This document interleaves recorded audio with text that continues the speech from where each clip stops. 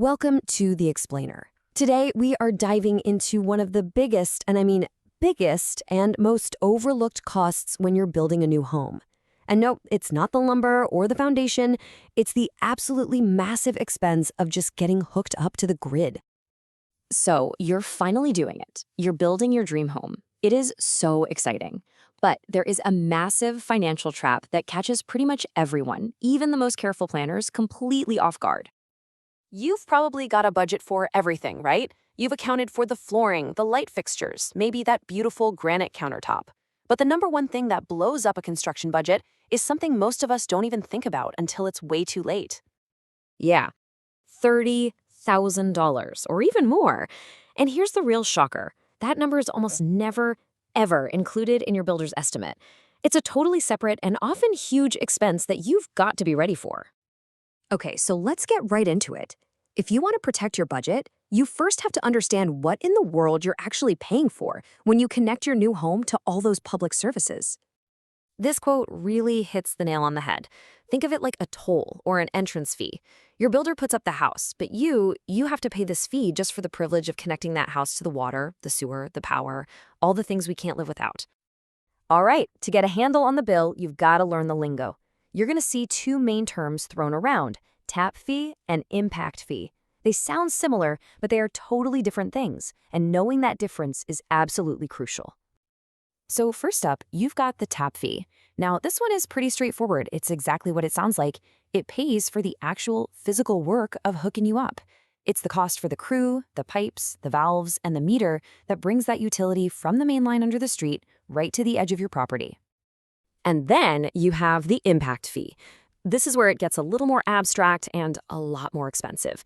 This fee has almost nothing to do with your specific piece of land. You're paying this because your new home adds one more drop of demand to the entire system, and this money funds future upgrades for the whole community. And this chart just lays it out perfectly. A tap fee is like buying the faucet for your sink. The impact fee? That's like buying one tiny share of the city's entire water reservoir. See the difference?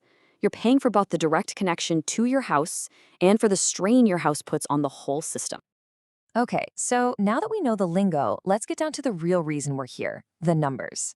The total cost is really the sum of all its parts, so let's break down what you can probably expect for each separate utility. For water and sewer, which, by the way, are often the biggest ticket items, you're looking at two completely different paths. If you're building in the city or a subdivision, you'll connect to the public system and pay those tap and impact fees we just talked about. But if you're out in a county, well, you're on your own. And on your own means you pay to install your own private well and septic system. A well, it can run you up to $15,000. But the real wild card here is the septic system. If your soil doesn't perk well, which is a really common issue around here, you could be forced to install what's called an engineered system. And that can easily cost you over $30,000, all by itself. Now, when we switch over to electricity and natural gas, the whole equation gets a lot simpler. The single biggest thing that drives your cost isn't the size of your house or how much power you're going to use, it's one word, distance. If the power line isn't already sitting at your property's edge, you are paying for every single foot to get it there. You pay to dig the trench. You pay for the super heavy-duty cable. And if you're far enough away from the grid, you might even have to buy a whole brand new transformer. That beautiful, long, private driveway you've been dreaming of, it can suddenly become a very, very expensive driveway. So this brings us to the question I hear all the time. But my friend only paid a few $1,000s. Why is my quote so insanely high? The answer has nothing to do with the house you're building. It has everything to do with the piece of land you're building it on. So let's look at Lot A. This is a pretty standard lot, right? It's in a new, planned subdivision.